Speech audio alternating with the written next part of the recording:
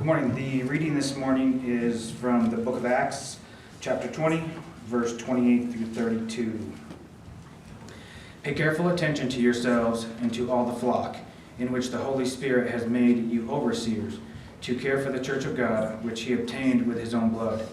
I know that after my departure, fierce wolves will come in among you, not sparing the flock, and from among your own selves will arise men speaking twisted things to draw away the disciples after them. Therefore be alert, remembering that for 3 years I did not cease night or day to admonish everyone with tears. And now I commend you to God and to the word of his grace, which is able to build you up and to give you the inheritance among all those who are sanctified. You can be seated. Thank you.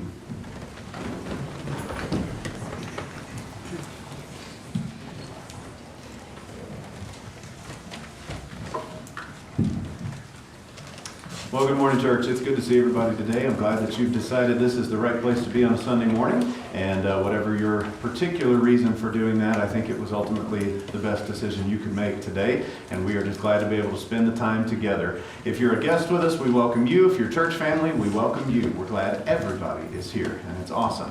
The family reports were not out when you came in this morning. I goofed, and I'm sorry for that. But these guys have a bunch of copies if anybody wants one as they're coming through the aisles. There's a place for notes on the back page. It'll go with the screens, and so if you're a note taker, you can just kind of do your own thing, or you can grab one of those. Maybe that'll be helpful for you as we go through stuff today.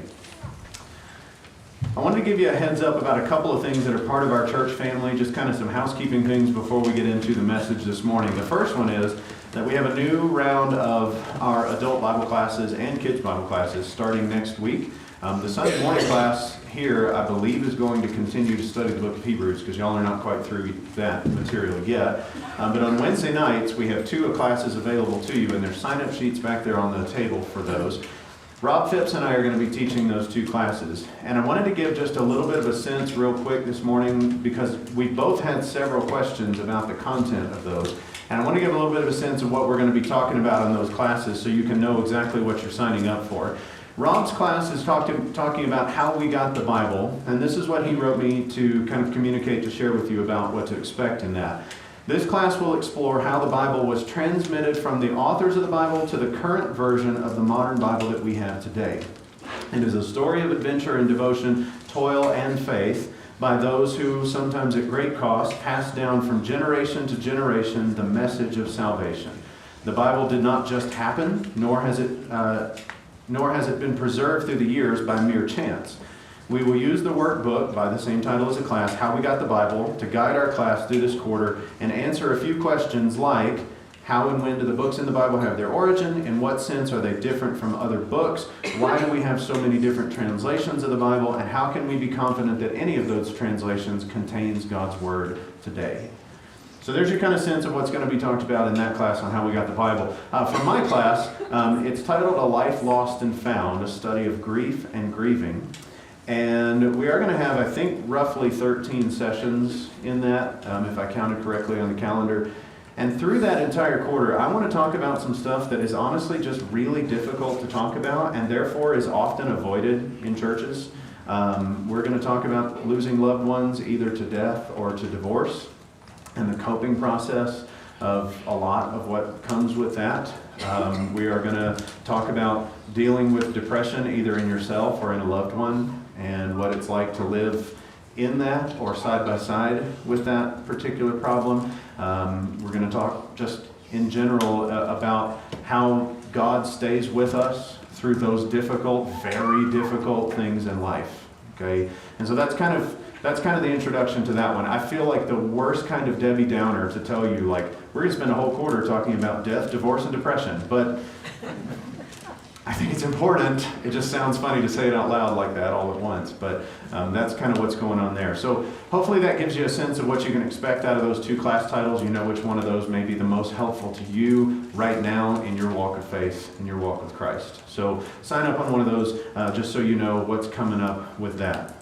And then I also just again wanted to mention, as it has been said several times, about today being the last Sunday that we get to have the Chavez family as a part of our church family here.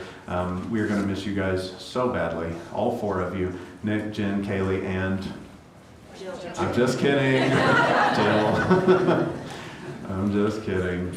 20 years in one place, man, you develop some really strong influence in a place. And the four of you have a really strong, influential presence in this church. And we're grateful to God for you, and we hope all the best for you and what's next. So there you go.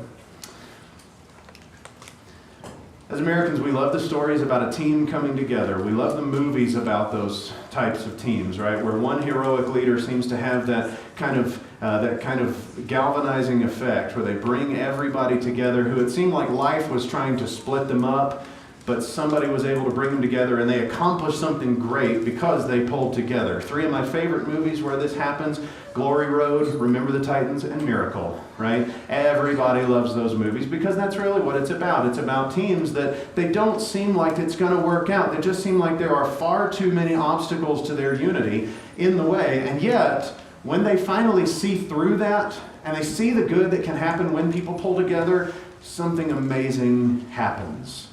If that's what I want us to think about today when we talk about these 5 enemies of unity. I want us to see ourselves as the people who are pulling together for the glory of God to accomplish some truly amazing things among ourselves and outside of ourselves in this world that belongs to God. So that's what we're going to talk about today, and I want to do that by highlighting 5 enemies of that unity. I picked this up from a chapter of Dave Ramsey's book on leadership that he put out a handful of years ago. Dave, as you know, has made a name for himself by being entirely too blunt on talk radio with people who've messed up their personal finances.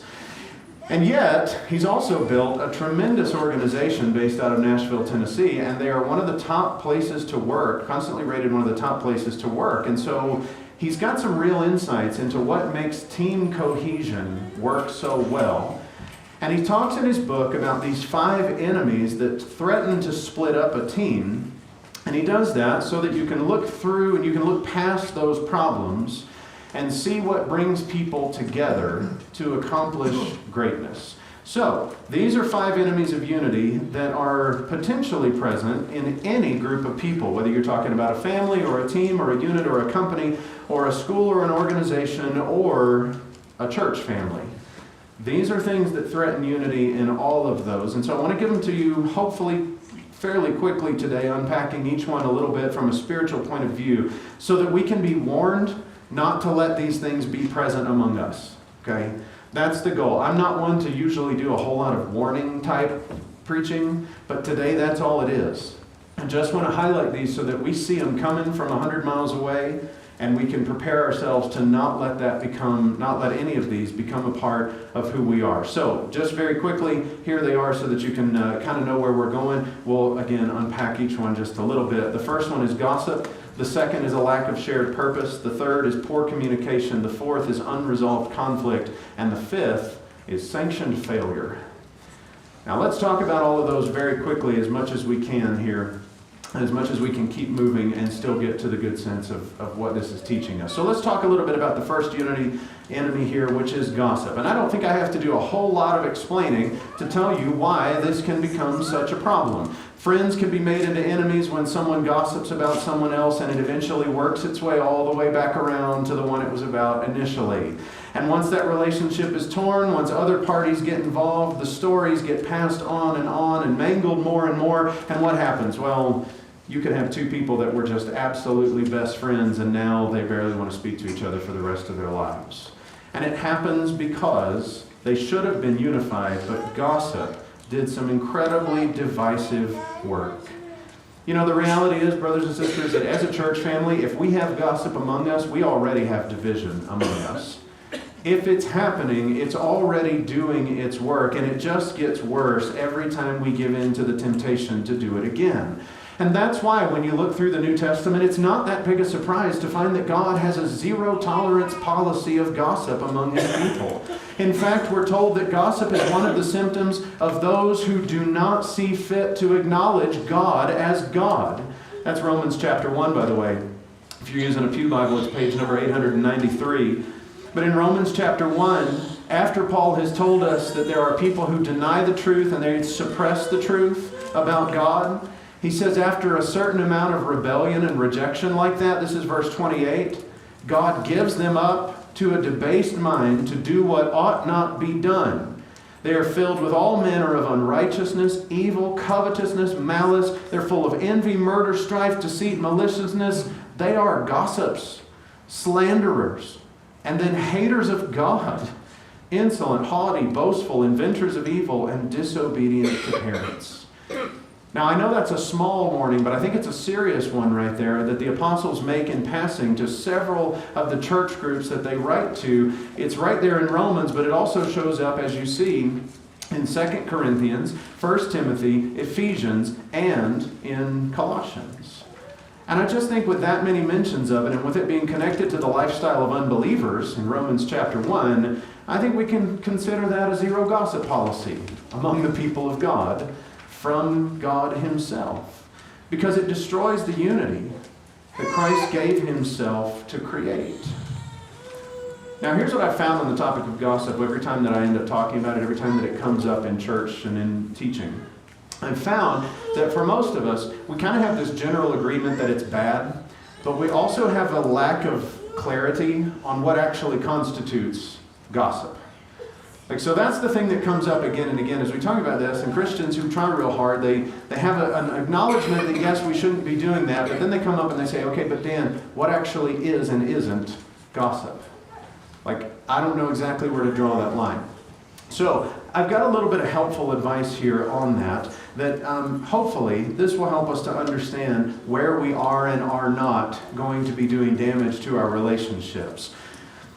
One leadership writer defined it for his organization this way. He said, problems and gripes are fine as long as they're resolved, which, by the way, that's point number 4 coming up in this message in just a minute. But he said they must be either handed up to leadership to be resolved or addressed directly to the person responsible to be resolved. Can I just tell you that as I read that and as I look through the scriptures and I look at the times and the particular churches where the problem of gossip comes up, I think really what we're dealing with here is that when we address our complaints and our gripes to people who can't be expected to help or shouldn't be expected to help, we are contributing to the gossip problem. When it goes to someone who can't actually contribute to fixing the problem, that is what constitutes gossip.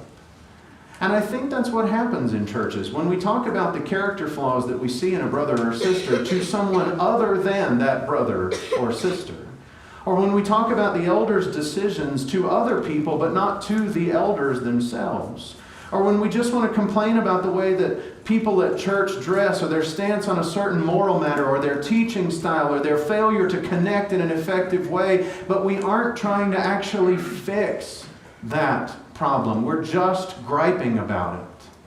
That's the kind of thing that becomes so divisive. And there's a real simple solution to this.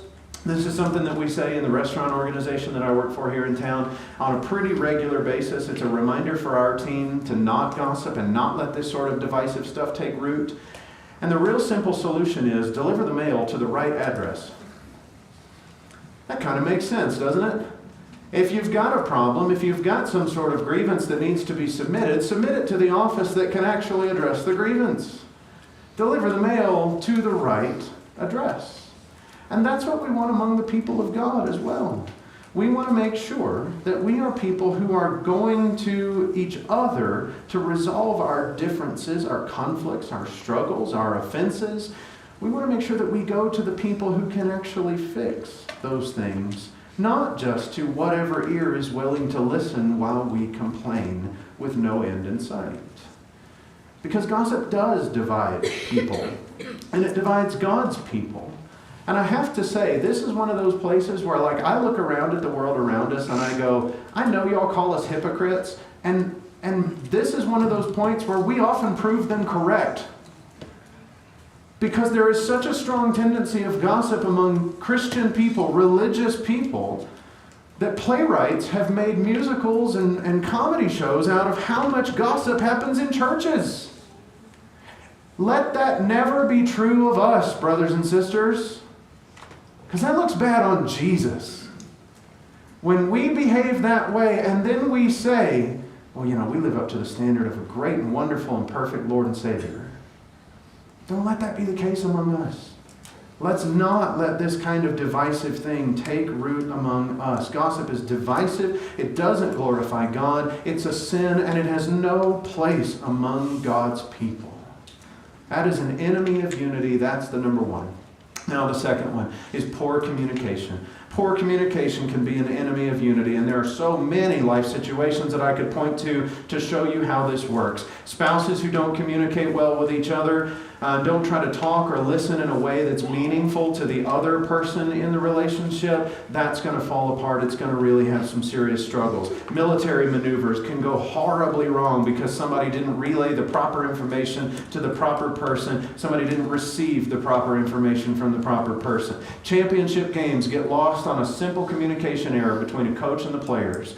Huge profits can be lost because a message was missed or it wasn't clear, or it was interpreted by business people, and on occasion even lives get lost by poor communication if a 911 call isn't clear to the operator or from the operator to the team that's rescuing.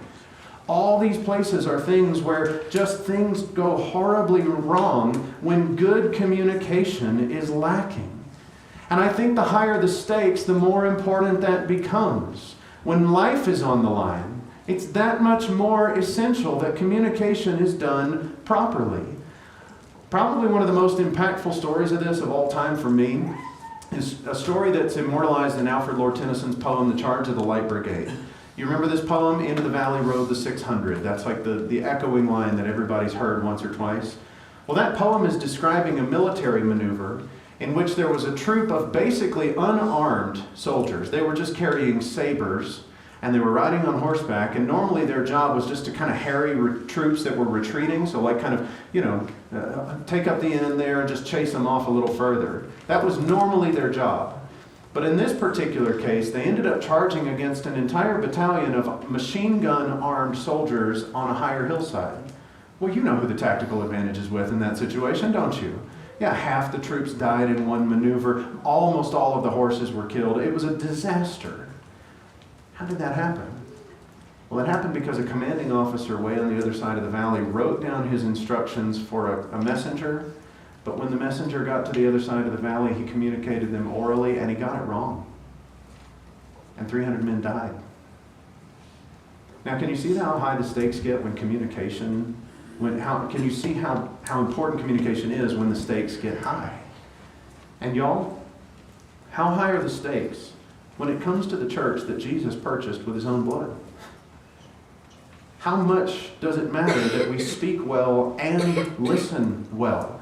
That the truths which we share about God and religion and faith are delivered with clarity and concern and conviction? How high are the stakes? When God speaks, are we attentive? Do we retain what we hear? Because it's a message that is precious to us. This, by the way, is why it's so important that church relationships are places of clear, thoughtful, rational, holy communication. Because without that, trust gets eroded among the people of God. Paul makes a quick mention in his letter to Timothy about how evil suspicion starts to grow among God's people. You know how that happens? It happens when we don't have a clear understanding of the other person. We start to assume the worst. That's a suspicion of them.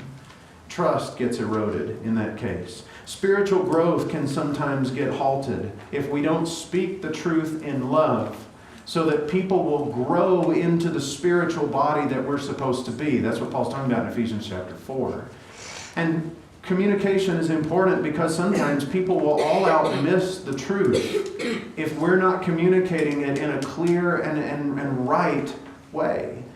The church in Corinth had this problem in a unique kind of way because they had people in their church who could speak in other languages miraculously, like languages they never learned. And Paul had to write them part of his letter to tell them, hey, listen, make sure that when you do that, someone interprets what's being said. Because the point is not just that you impress everybody that you can do this thing. The point is that you actually communicate something by what you're saying in this other language. So make sure that nobody's sitting in your audience just missing it. It's going all over their heads because it's quite literally Greek to them. Don't let that happen. I guess it would be Greek would be the one they would understand. Never mind. Anyway. But the point is they need to make sure that they translate because communication must be clear so that truth can be heard. Listen, without everyone understanding each other and being understood by each other, I think I'm talking to a group of people that know we can make enemies out of people that should never have been enemies. You can be on the same page with someone and just not realize it because of the communication breakdowns, and you end up in an argument, you end up in a fight, you end up in a division, when really everybody wanted the same thing all the way through. And we didn't communicate that clearly enough. Anybody and your spouse ever done that? Yeah. So you know that it happens. And that's the same thing that can happen in God's church as well.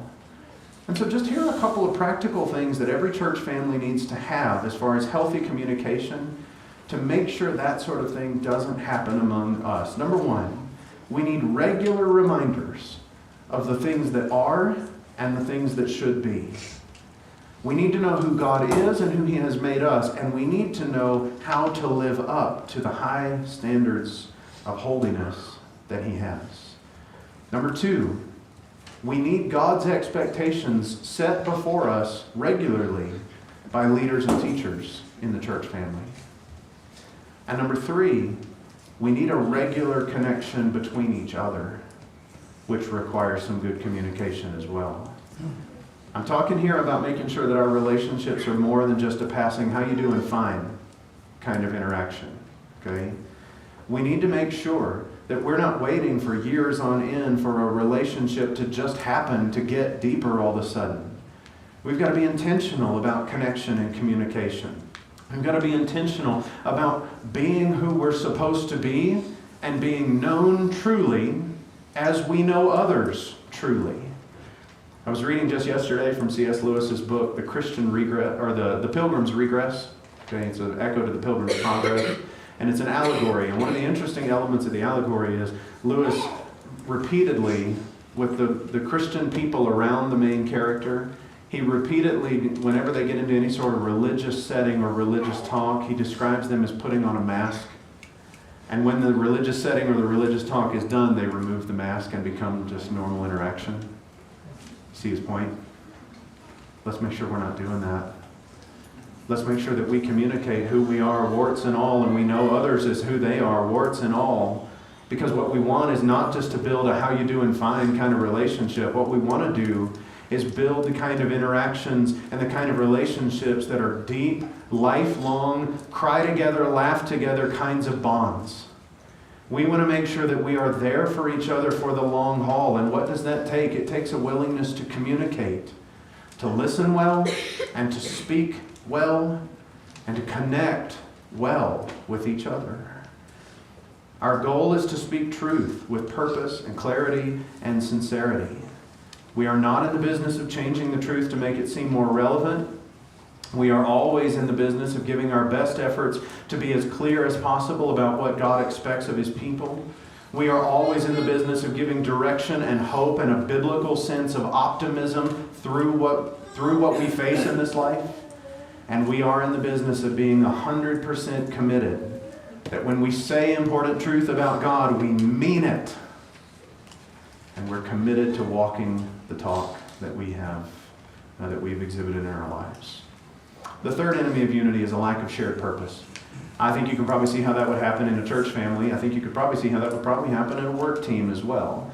And I've given you several references in the family report that demonstrate how the unity of purpose was what Christ wanted among His people. And it's what the apostles talked about quite a bit. You can look those up later if you want to. But for the sake of time, let me just point out the last one in the list there, which is Acts chapter 11 and verse 23. Here it is on the screen.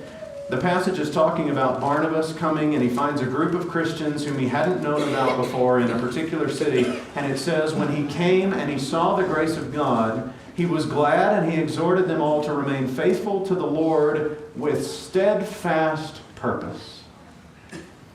Christianity, brothers and sisters, is an intentional religion.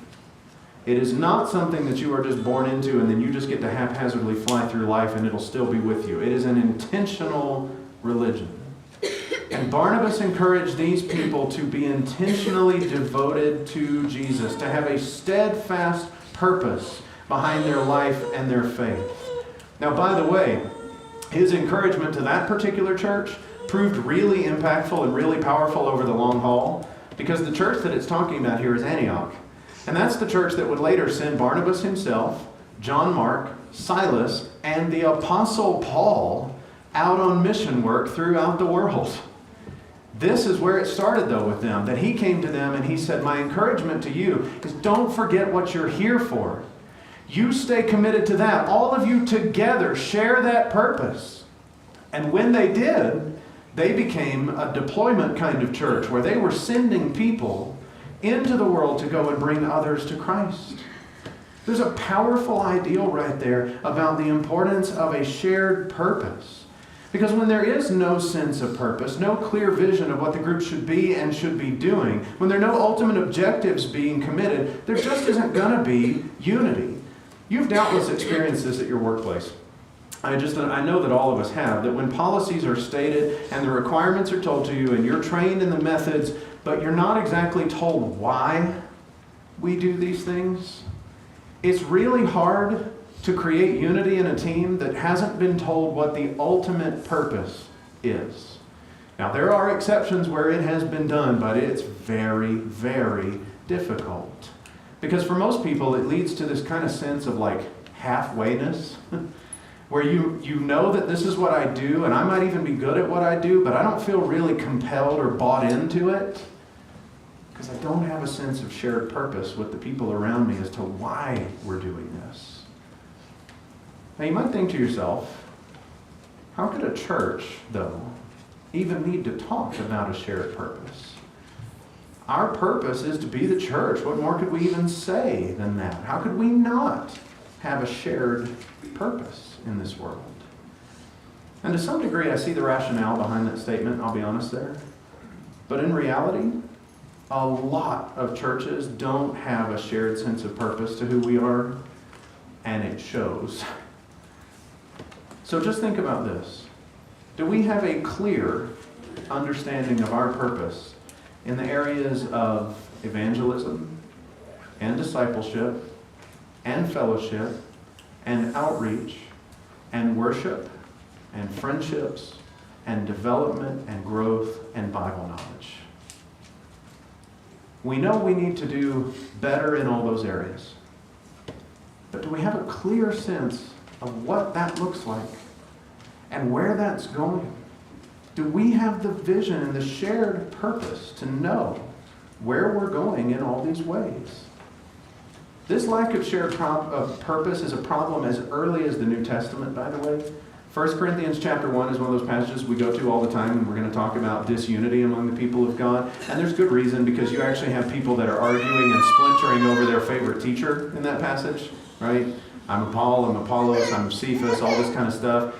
But what's really fascinating to me about it is that over and over again through those opening paragraphs, he talks about how some people in the church are following more of the philosophies of the Greek culture than they are following the wisdom of God. And it's that lack of shared purpose, that lack of devotion to the wisdom of God that's causing all the other splintering among them. And the same thing happens in churches all the time, and it causes all sorts of breakdowns in unity. See if these sound familiar to you. When someone wants to see a congregation become more evangelistic and gets really focused on that idea and wants to spend more treasury money toward that end and more training happening toward that end, and even if it means taking away our focus and our attention and our funds for other things the church does, we want to be focused on evangelism. But then someone else in the church wants to see the group devoted to a depth of Bible teaching and help establish saints the most. Now that's difficult when you don't have the resources devoted to that, because someone else wants to see them devoted to evangelism.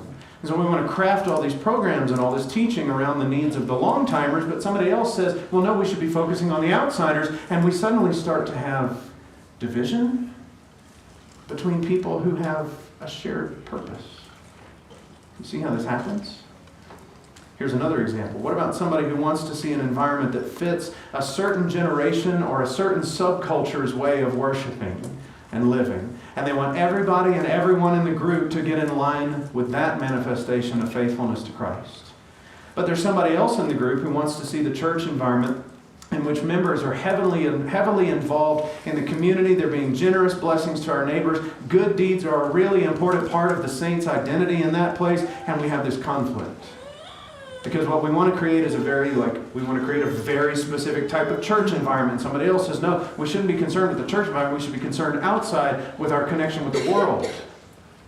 Can I just say to you, brothers and sisters, that all four of those emphases are correct. It's when we see them as different purposes that we get into trouble. We start to divide. Because we fail to see that all four of them, and in any sort of other things that come up like that, are actually an expression of our devotion to Jesus. See, we look this way, and this way, and this way, and this way. We see division, and wrong. And sometimes we need to just kind of take a look upward and take a look at the Lord and say, you know what, I'm glad to have people around that care about evangelism. I'm glad to have people around that care about devotion to doctrinal purity. I'm glad to have people around that care about authority and that care about true spirituality and fellowship with each other and all these things that are components of serving God in our shared purpose.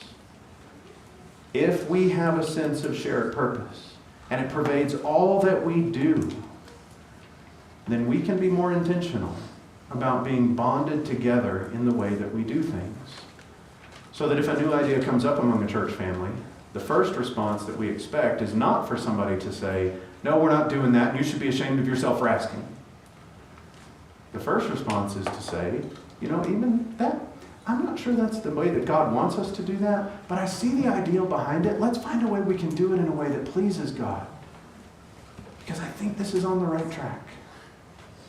Can I just say to you, brothers and sisters, that as God's people, we ought to be trying to think unified thoughts like that as often as truth will allow us. Because that is what defines us, a shared purpose of glorifying God. All right, the fourth one. I'm going to move through these other two pretty quickly here. The fourth one is unresolved conflict. When there is a conflict between two Christians, between two people that share their faith in Jesus, and we don't work that out in healthy kinds of ways, that sticks around. And it causes division between people. And Jesus talked about this in Matthew chapter 18. You remember his instructions well. I know a lot of you do. Jesus said, when someone sins against you and creates a rift between you and them, what's your responsibility? Is it to go find other people immediately to confront them and fix that and shame them and make them feel terrible? No, he says the first thing you do is you go to that person and you tell them what's happened and you try, above all else, you try for reconciliation with that brother. That's what we're supposed to be about, brothers and sisters. That's how we are supposed to resolve conflict. We are to try, as much as truth will allow, to handle conflict the way Jesus would want us to. But the problem is that I think a lot of times we handle conflict with stuff like this, with avoiding it, with it trying to ignore it, with distancing ourselves from the person who created the problem, with holding a grudge, again, with gossip, with passing the buck to someone else to fix it rather than me being willing to own the problem and the responsibility of fixing it. Or just with silent and bitter self-victimization. We just sit back and go, I don't know, there's nothing I can do, but I can't believe they treated me like that. None of that helps. Jesus is asking us to resolve our conflicts as brothers and sisters, to approach them with the confidence that we are in this together and that God can reconcile brothers. Because conflicts come up. They even came up among the apostles, particularly with Paul. There's two occasions that I thought about where he just got into some sort of problem with somebody. One was he confronted Peter publicly in front of a crowd for his sin. That must have been awkward for everybody. And then the second was he got into a big old argument with Barnabas, so much so that they parted ways and apparently never traveled or did mission work together again. And what I think is really fascinating about that is not that the Bible writers wrote it out and went, well, listen, conflict should never happen among nice Christians. They kept it in there because what it shows us is the conflict itself is inevitable, but when we have the faith to take the risk of getting involved in a healthy, Jesus-directed kind of way, those conflicts can be resolved and reconciliation between brothers can happen. And that's what he's called us to in the unity of our faith in him. And then the last one, here we go, the last one, number 5. Number 5, I'm calling it sanctioned failure. Sanctioned failure. Now, this one, I changed the terminology a little bit from the book that I initially picked this up from because he calls it sanctioned incompetence. And what he's talking about is in a workplace, when somebody's been put into a position where they have greater responsibilities than they're able to actually handle, that creates disunity among the rest of the team. Because everybody kind of looks at that person in that role, in that situation, and we go, that's not okay. It's not working. They're not doing what they're supposed to do, and so the rest of us have to make up for it. And we don't have the unity of everybody being in their place and appreciated for what they can contribute. Can I tell you, brothers and sisters, that I think a similar type of thing happens among the people of God? That Christians sometimes sanction spiritual failure among ourselves by allowing a problem to stay persistent and unrebuked and uncorrected and unrepentant among God's people. This, by the way, just to give you like a real-world example of what I'm talking about here, not necessarily in the church, this one from outside first.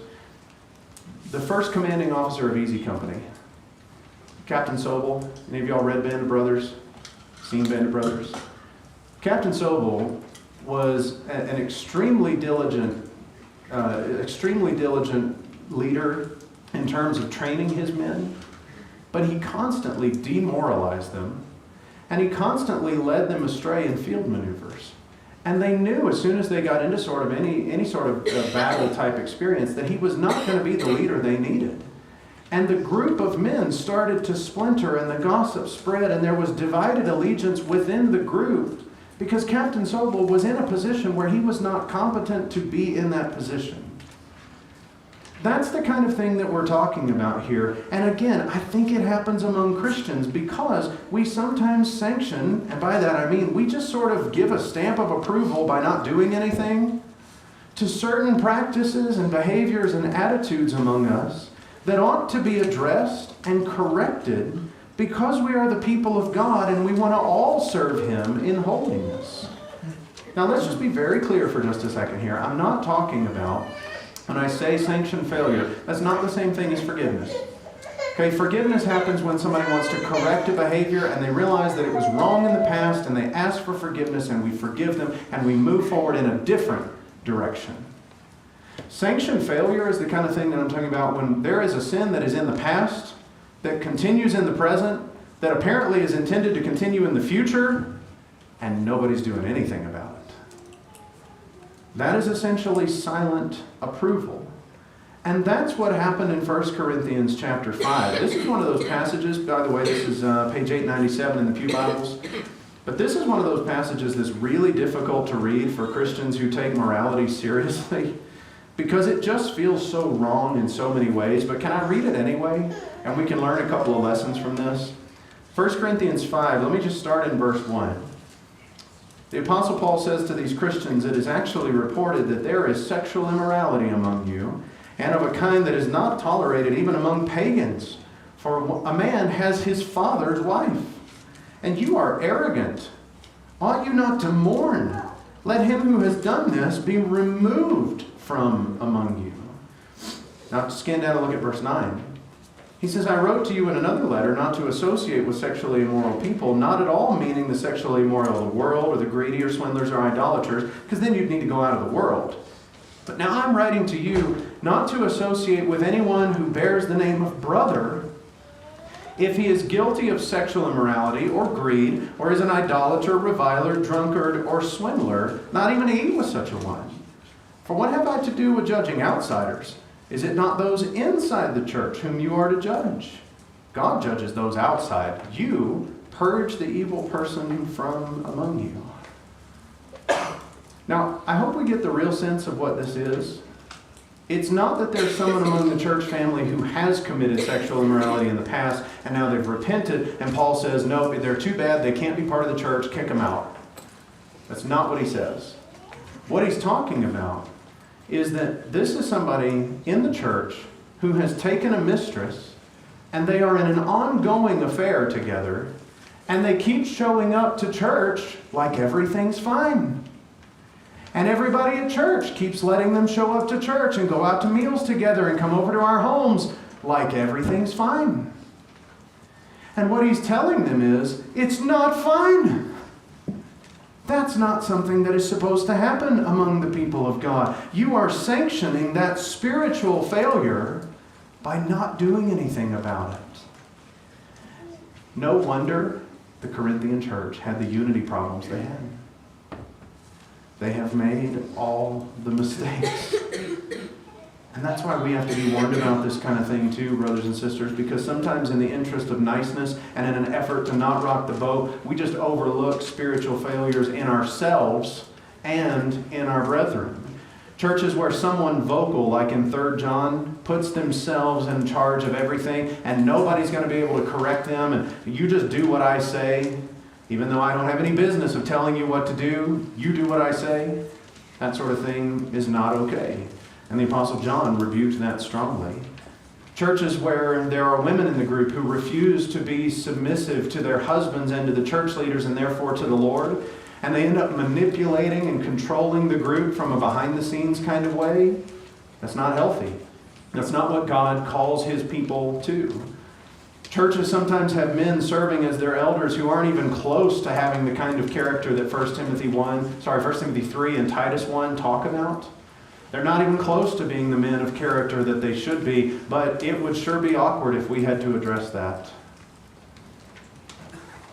Churches where a member is known to be dishonest or greedy in his business practices, where he's known to be extremely unkind to his family and all that sort of stuff, where his daily life looks nothing like the life of a Christian, and yet we're always happy to see you on Sunday morning.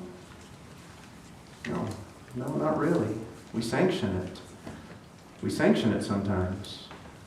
By the way, a specific version of that, and history has lots of these stories, is a church member who is an absolute scoundrel, but who's rich and a big donor to the church. And does anybody ever do anything about that? No, because we don't want to lose his money. That's dangerous. It's dangerous on the extreme end like that. It's dangerous in the middle as well. And then churches where somebody holds and regularly teaches a false doctrine that's leading people astray. But we don't want to call it out because we don't want to cause division, which is ironic when the person is teaching a false doctrine that is actively causing division. But we don't want to cause division. And the examples could just keep coming. The ways that we experience a failure among us, and instead of calling it a failure, we sanction it by sweeping it under the rug and letting it stay because we just assume it's not really hurting anybody. Maybe it's not as bad as it seems. We just want to keep the peace. All of that contributes to a lack of unity. There's an example in the Old Testament that I'll end with this. There's an example in the Old Testament of this happening. It's in the book of Joshua. After the people have marched around Jericho, God has destroyed the city, paved the way into the land for them, made it so easy. But He's told them, don't take any spoils of the city once it's been taken down. And what does Achan do? And he grabs a bunch of stuff because he wants to get rich quick, and this is an easy way to do it. And he hides it in his tent. And so the next city that they march out against is this tiny little place, and they know if God took down a big place like Jericho, we're not going to struggle over here at all. And hundreds of men die. Because there is a sin that's being hidden in the camp, and it has not been repented of, and it costs the unity of God's people because there is this unrepentant thing that nobody has yet dealt with. Can I just say, brothers and sisters, all of us are responsible, if we are the Achan in that story, to confront that, confess it, repent of it, and get it out from among the midst of God's camp. Because that sort of thing is all sorts of divisive. And when we pretend like that's just fine, then it becomes very, very costly. And so these are the 5 enemies of unity.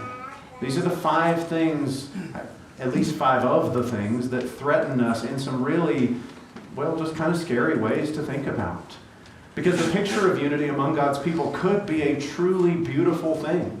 It could be that we are the type of group that, like all those movies I referenced at the beginning, where we see people who are from disparate places in life and disparate backgrounds and disparate ideals, and we are all brought together in Jesus when the obstacles and the enemies of unity are removed.